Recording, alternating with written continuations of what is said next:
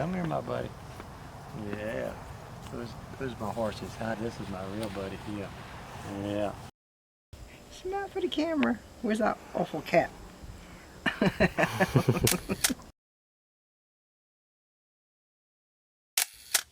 And action. A little over 2 years ago, on December 2nd, 2021, I took drastic action and risked my life at the front gates of the United Nations headquarters in Manhattan, New York. I have decided the time is now right for me to explain why I felt compelled to do it, the critical issues involved, and what I hope to accomplish. The story centers around one of the most remote, beautiful places on Earth and its small ethnic population of wonderful people that many, if not most people, have never heard of or will ever visit. Nevertheless, for those who are adventurous and inclined to travel to St. Helena Island, South Atlantic Ocean, there are risks and dangers involving air travel and healthcare on the island everyone should be aware of. I hope I deter no one who wants to visit such an amazing place, but no one should go uninformed about these risks. The main reason I took those actions in front of the United Nations headquarters was to draw attention and raise awareness in the world to the plight of the St. Helena people known locally as Saints. Saints are British citizens of slave descent born on a British island who daily suffer human rights violations, largely due to extremely poor, inadequate health care plagued with endless medical negligence. Endless because the United Kingdom does not provide their overseas territories, which St. Helena is, the protection of the National Health Service, NHS. Therefore, they have no safety oversight with teeth in it to enforce or even investigate the endless violations of standard medical care. On St. Helena, it can be safely said that the only hospital on the island is in effect a revolving door of medical negligence. The Saints suffer widespread poverty and inequality, many, if not most, struggling to survive on a minimum wage of some £3 an hour, yet the cost of living is 25% higher on average than in the United Kingdom. This fact was confirmed by a Supreme Court justice in St. Helena ruling on one of the endless medical negligence cases in that particular case, women were sterilized against their wishes or consent. The minimum wage in the United Kingdom is 3 times that of St. Helena, some £9 an hour. The St. Helena government is embedded in corruption and incompetence, including its courts and the St. Helena Equality and Human Rights Commission. They treat their fellow citizens as second class in their own country, still clinging to their colonial past air of superiority. There are very few saints who would deny this fact, yet they are very loyal British citizens. The most critical issue that I was protesting about at the United Nations is what I know to be the world's #1 most dangerous international air carrier airport, HLE, St. Helena Island. It is, in fact, a tragedy waiting to happen, and the United Kingdom is desperate to keep a lid on it in order to save face over what is said to be the single greatest economic blunder in the history of all British overseas dependent territories, HLE Airport. Since its opening some 7 years ago, the airport averages 1 or 2 aircraft a week and annually has less aircraft and thus tourists than most busy airports in the world have in 1 or 2 hours. Myself, I am not concerned about the economic blunder, but I am very concerned about the greater problem, safety of passengers. I will soon read 2 emails and replies I sent to Justin Rothwell, Chief Operating Officer, Air Support Safety International, ASSI. They are the aviation safety regulatory authority for all the United Kingdom and their overseas jurisdictions. They also are the equivalent of America's Federal Aviation Administration, FAA. These emails will enlighten the viewer about myself, experiences, and grave concerns. They are in fact evidence that dire warnings of danger at HLE have gone unheeded, and this video will help to ensure accountability when the inevitable tragedy occurs. First, however, I'm going to read the arraignment information sheet on me from the District Attorney's Office, Manhattan, New York, regarding the incident at the United Nations. There are a few things I want to clarify about it. I'm now going to read the arraignment information sheet from the District Attorney's Office in Manhattan, New York regarding the incident at the United Nations. It states, facts. On December 2nd, 2021, the defendant led a 3-hour standoff outside the United Nations, pointing a loaded shotgun at his own head and threatening to shoot himself. The defendant drove from Florida to New York in an F-150 pickup truck, bringing clothing, documents, and the shotgun with 1 cartridge. He stayed at the Millennium Hilton Hotel across from the United Nations, and on the morning of December 2nd, he walked across the street to First Avenue between East 42nd and 43rd. Standing on the sidewalk by a security gate for United Nations employees, he pointed his shotgun underneath his own chin and did not remove his finger from the trigger for 3 hours. The United Nations was put on lockdown. The NYPD was forced to shut down a 10-block radius of pedestrian and car traffic and closed down the airspace above the UN. The Emergency Services Unit brought in armored vehicles for safety and tried to get the defendant to put his shotgun down, but the defendant refused, explaining that the United Nations had ignored his letters. The defendant only relented when the United Nations employee took the defendant's documents inside the United Nations building and agreed to investigate. He then laid down his shotgun and surrendered. The defendant is not a predicate felon. He has no criminal history. Regarding the incident at the United Nations in my arraignment information sheet, the documents that the United Nations took custody of from me and agreed to investigate were more than 800 pages of emails between my wife and I and the St. Helena government. They involved every major branch of the St. Helena government, including the Supreme Court of St. Helena, multiple public solicitors, Crown Counsel, Human Rights Commission, governors, and health directors. These emails and documents were accumulated over a period of 5 years while my wife and I were representing her father in a medical negligence and human rights violations case in St. Helena. They were and are, we still have copies, irrefutable and overwhelming evidence of human rights violations on St. Helena, extensive medical negligence and malpractice, and embedded corruption throughout the St. Helena government. They verify all the allegations we made were true. As the saying goes, emails don't lie, people do. To this day, we never heard a word from the United Nations. We were shocked but not surprised. Shame on the United Nations. It is a clear indication that the United Nations took the position to assist the United Kingdom in keeping a lid on what is clearly embarrassing and damaging to the United Kingdom government. If the United Nations is unwilling and unconcerned about human rights violations on a very small ethnic population of some 4,000 people, it is impossible to be a credible institution that can be trusted when addressing greater human rights violations in the world, such as Gaza and other war-torn countries. My lesson learned is that never again will I put my faith and trust in any human rights commissions, and especially the United Nations. I believe their primary accomplishments are to protect their member state/nations governments from human rights violations in their own respective countries, such as this case involving the United Kingdom. By the United Nations remaining silent about the documents the UN took custody of, the inference is obvious that they believed the world would perceive me and the actions I took as just another mentally disturbed person with grievances. I will quickly dispel that myth. Airline captains are not in the habit of inviting mentally disturbed people to fly in the cockpit with them. The fact that I did just that a little more than a year after the incident at the United Nations speaks volumes. If I were so disturbed, what better opportunity to prove that and shock the world while I was riding in the cockpit of the airliner to the airport and to the country and government that I have all the grievances with. Never would I do such a wicked thing. Actions speak louder than words. True, I was willing to risk my life for a cause greater than myself, but never would I take an innocent life, which is why my gun had only one cartridge aimed at me. As the saying goes, don't judge a book by its cover, and the truth sometimes hurts. I hurt no one except those opposed to the truth, namely the United Nations and the United Kingdom. Finally, what I hope to accomplish is to get the United Kingdom government to understand that it is not only in their interest, but it is imperative that they address these problems and fix them by holding themselves accountable. The solutions are to treat your fellow British citizens with the same dignity and rights, no matter where they live, as you enjoy in your motherland.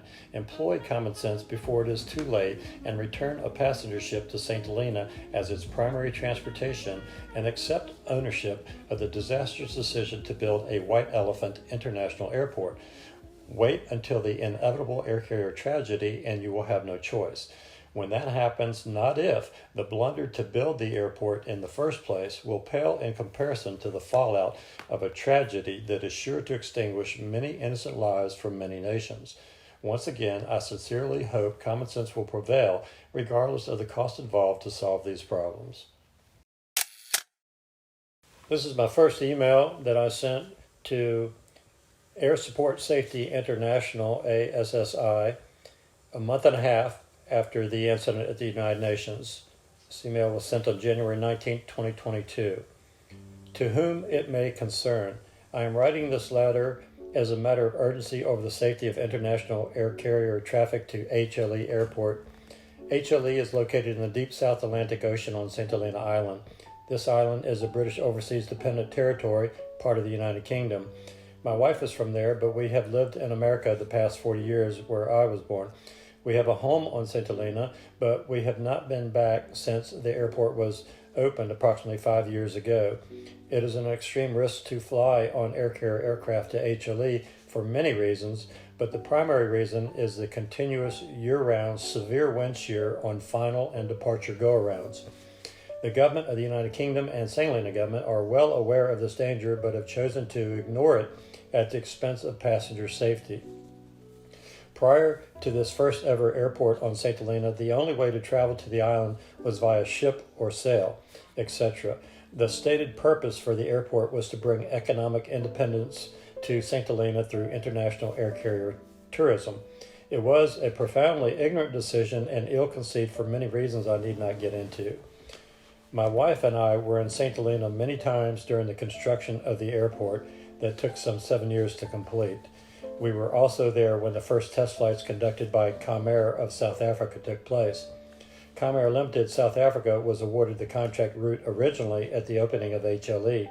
Comair purchased a new Boeing 737-800 series aircraft for this route from the Seattle Boeing plant, USA. We watched this test flight almost end disaster as it encountered severe wind shear on short final. Comair quickly and wisely terminated its contract with this route. As a former air traffic controller for over 26 years with the Federal Aviation Administration and 4 years with the U.S. Air Force, I have plenty experience in the field of aviation to recognize danger when I see it. This airport, without any exaggeration, is most likely the world's #1 most dangerous airport for air carrier aircraft.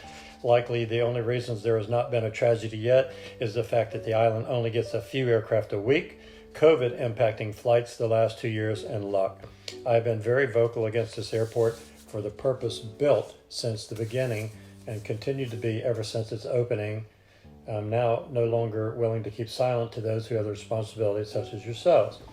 The fact that the runway is perched on top of a 1,000-foot cliff with sheer vertical drops on both ends of the 6,200-foot runway, along with year-round severe wind shear and fog many months of the year, and approaching the extreme range of large aircraft, whose closest alternate emergency airport is approximately 700 miles north on Ascension Island, clearly underscores this danger. Even general aviation jets are not exempt from this danger. My suggestion at a minimum would be to suspend air carrier traffic until a thorough investigation by the European Air Safety Authorities, EASA, is undertaken. This should be done immediately. This letter is a fair warning and a witness to those with responsibility and authority that unless action is taken, a tragedy is a very real possibility. I received a reply from Justin Rothwell, Chief Operating Officer, Air Safety Support International, ASSI, on January 21st, 2022. Dear Mr. Tingler, thank you for your email. The international requirements set out by ICAO, International Civil Aviation Organization, were met when the aerodrome was certified in 2016. Since then, the aerodrome continues to comply with all international standards and recommended practices and other regulatory requirements. The aerodrome is subject to regular inspections by ASSI, the regulatory authority. The operating areas on the airport and its vicinity are safe, the airport facilities are appropriate to the type of operation taking place, and the management, organization, and staff are competent. As a general principle, the decision to use a runway airport should be left to the air operator to ensure that any risk associated with the conditions are properly managed. I wrote this reply back to Justin Rothwell the same day, January 22nd, 2022. Dear Mr. Rothwell, thank you for your reply. Your response demonstrates a complete disregard to air carrier safety operations to HLE, and particularly the lives of passengers that are clearly threatened by the severe wind shear year-round when attempting to land and depart HLE. please explain exactly what international requirements set out by ICAO have to do with known wind shear on final and departure at HLE. I doubt seriously that ICAO makes determinations regarding what severe wind shear is acceptable or not. The fact is, severe wind shear is likely the number one cause of all fatal aviation accidents and can't be regulated. ASSIs and regular inspections have nothing to do with severe wind shear, nor can it be forecasted, measured, mitigated, or seen, but only known. ASSI and EASA are now well aware of this imminent danger. It is your responsibility to decide whether the risk of people's lives are worth the reward of mitigating the United Kingdom's mistake in such an ill-conceived international air carrier airport. Regarding your statement, the decision to use a runway airport should be left to the air operator to ensure that any risk associated with the conditions are properly managed is nothing more than passing the buck or kicking the can down the road until a fatal accident occurs. As you well know, there are carriers and operators who are willing to assume greater risks for greater profit. Comair Limited South Africa is wisely not one of them, and that's why they ended their contract route to HLE with the United Kingdom. I am forwarding these responses to the United Nations so that they also are aware these warnings about passenger safety on air carriers to HLE are being ignored by ASSI, and ASSI bears ultimate responsibility should a tragedy occur as a failure to heed this warning. Yours sincerely, William Tinkler. After the first email I sent to Justin Rothwell, I sent a second email approximately a year and a half later, 19 September 2023, a little over 4 months ago. Subject: red flag alert, air carrier safety warning, HLE.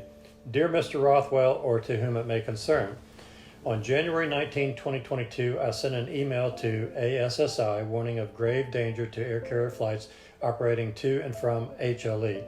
The response dismissed the warning and declared the airport safe and that it was best left to the air operator, in this case Airlink, to assume the risk of passenger safety at HLE. Since this last correspondence, I have obtained first-hand information from the professionals who know the danger better than anyone else at HLE, the Airlink pilots and HLE air traffic controllers.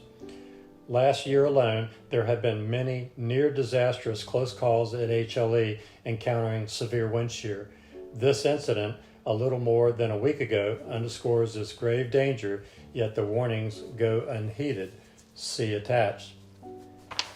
And the attached is an article from a local newspaper on St. Helena regarding an Airlink flight that came in, and it states, 5th time lucky. Airlink flight takes 5 attempts to land as heavy winds continue to have effect. I'll read a small excerpt out of the article. The aircraft experienced difficulties due to the heavy winds when approaching the island and unsuccessfully attempted to land no less than 4 times before finally touching down on the runway on her 5th attempt. Feedback from passengers suggests the ordeal was quite frightening, with many passengers becoming emotional due to the difficulties being experienced by the pilots to land safely on the airport runway. Similarly, those on the viewing deck awaiting the arrival of the flight were also on edge and feeling fearful after watching the pilots try and fail to land the aircraft on many attempts. What happened on September 10, 2023 is completely unacceptable and is flirting with disaster. I was in St. Helena this year from January to May.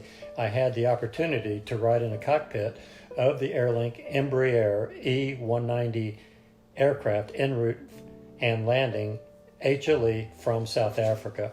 I had plenty of time to discuss in detail the challenges and dangers of landing and departing HLE with the 2 pilots whose names I won't mention. We discussed the limitations of the nav aids due to terrain rendering precision approaches impossible, approach procedures, the inclement weather often encountered, and the challenges and dangers of flying into severe wind shear. We discussed not uncommon emergency scenarios that could develop at HLE or its near vicinity that could present an even greater danger. Emergencies such as engine out, unsafe gear, hydraulic flap problems, depressurization, smoke in the cockpit, etc., some of which the pilots agreed were, in their words, unsurvivable, particularly with the presence of severe wind shear. We also discussed the Comair test flights to HLE in 2016 that I witnessed. Both pilots of Airlink stated that Comair deemed HLE unsafe and too dangerous. That was the reason they abandoned the contract awarded to them by St. Helena government at HLE's opening. These are the words of those test flight pilots as reported by Richard Heath in the Jersey Evening Post in 2016. They described the landings as hair-raising and added that even in a simulator, they had never faced such severe wind shear. I also spent several hours in the HLE air traffic control tower questioning the two controllers employed there. They admitted observing many go-rounds of the Airlink E-190 aircraft in severe wind shear, some of which executed missed approaches multiple times, as was the case on September 10th, 2023.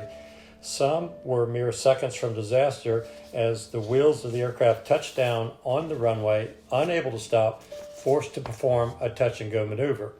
This also happened while I was in St. Helena on March 11th this year and happened after I left in May 2023.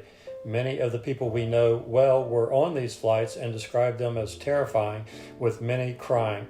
The controllers also informed me that the winds at HLE have been recorded in excess of 90 knots and that nearly every day gale force wind advisories are issued. The fact is, the operating areas on the airport and its vicinity are not safe, nor will they ever be, despite claims to the contrary by ASSI. Severe wind shear over the runway and on final and departure go-rounds prevent it from being so.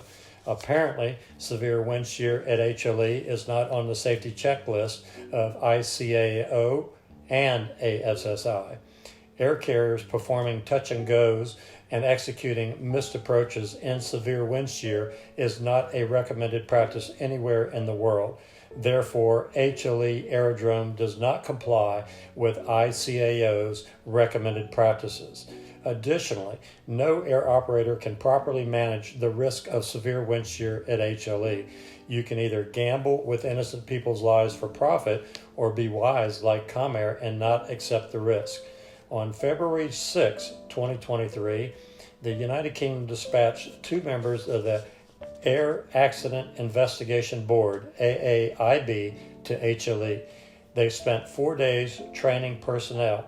As its name implies, and has been my experience, the AAIB, or the USA equivalent, the National Transportation Safety Board, NTSB, show up after a tragedy, not before.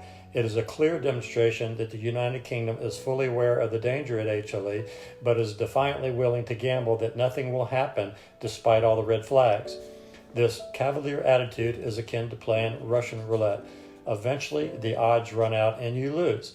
When it does happen, not if, it will be the ocean gate of the United Kingdom with titanic consequences. Any tragedy at HLE will not be just an accident, it will also be professional criminal negligence. I previously warned the United Nations about this grave danger at HLE Airport, as well as the human rights violations on St. Helena and the fact that the only hospital has an extensive record of medical negligence and is completely incapable of dealing with an aviation disaster. However, like the United Kingdom, they have chosen to remain silent. I fear a tragedy is inevitable unless action is taken to prevent it. Common sense would dictate suspending air carrier operations indefinitely. I sincerely hope common sense will prevail. If you would like to learn more about me, feel free to Google the incident at the United Nations headquarters, Manhattan, New York, December 2nd, 2021. You will find that I am quite passionate about my beliefs and convictions, especially when government knowingly and willingly endangers the lives of innocent people. That being said, I firmly believe in being peaceful, obeying laws, and respecting governments, but calling out the oppressor when warranted. An ounce of prevention is worth a pound of cure. Sincerely, William Tingler. I have received this reply from Justin Rothwell to my second email. Dear Mr. Tingler, thank you for your email. We are talking with the airport and operator, and I will contact you once the investigation is complete. Thank you, Justin. I replied to Justin Rothwell.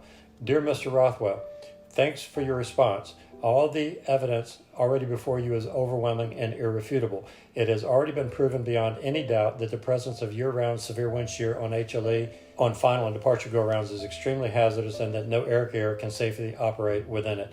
HLE is unsafe as a result of this. Air carrier operations should be suspended immediately and indefinitely. No investigation is going to change this fact or the outcome. You cannot fix Mother Nature. The decision to build this airport for the purpose stated was flawed from inception. Each time an air carrier flies to HLE, a potential crisis of an undetermined magnitude is hanging over the head of the United Kingdom. To continue operations is all risk and no reward. The question will be, how will the United Kingdom weather the gathering storm of international condemnation when an air carrier tragedy occurs? Sincerely, William Tingler. Yeah, well, I met Joe probably almost 43 years ago now, 44 years ago. Yeah, we dated for about a year when he got on Ascension, and then we got married on Ascension. Kind of like, it was a fairy tale thing, you know. The wedding was, anyway, quickly. And we came back to the States and hung out in Florida for a while. And then Joe got on with the FAA. What can I say? I do whatever I can for my parents because they've always done everything for me, you know. So when all this came up about what they did to my dad's eye, and basically just kind of shrugged him off like he was just, collateral damage. You know, I had Joe get involved, and we became litigant friends for the lawsuit. And then, of course, we saw how that was going, and we realized that, you know, we were not going to get a fair hearing because everybody was trying to thwart us. And it was extremely frustrating. It was hard on my parents because they still lived in a place where the majority of the people that live on the island, not that they believe in slavery, but they're still slaves to the system and to the colonialism that is there. My parents, and especially my mom, she felt the pressure of the locals and the friends and the family back there, you know, and I wasn't there to help her. I really feel bad about that I couldn't be there to help her, but I was here helping Joe with this case. And then she developed this cancer, and I couldn't get back to her until basically the case was over. But she had only been diagnosed with a cancer then, at that particular time. So we dropped everything and went over there. And here we are still fighting it. Not the case. The case they finally ruled in our favor, but trying to sort out things for St. Helena. You know, it's tough.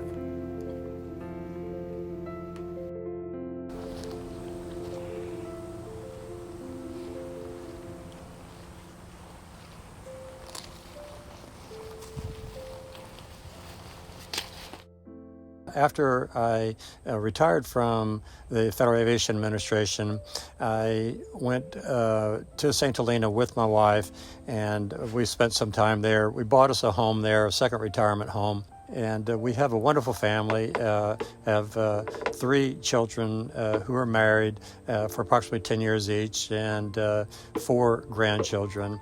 We all see each other, visit each other regularly, and we tend to live in rural areas where here I live on a small farm with horses and other animals.